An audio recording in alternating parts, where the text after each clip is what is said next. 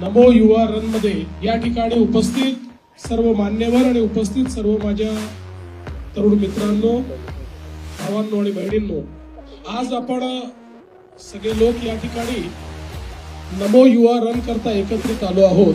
देशाचे प्रधानमंत्री माननीय नरेंद्र मोदीजी यांच्या अमृत महोत्सवी जन्मदिनाच्या निमित्ताने संपूर्ण भारत कृतसंकल्पित झाला आहे आत्मनिर्भरतेकरता।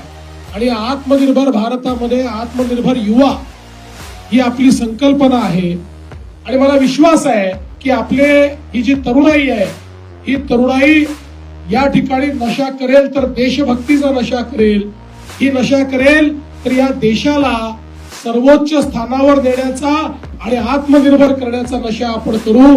अशा प्रकारचा एक दृढ निश्चय आणि कृतसंकल्प करण्याकरता आपण सगळे एकत्रित आलो।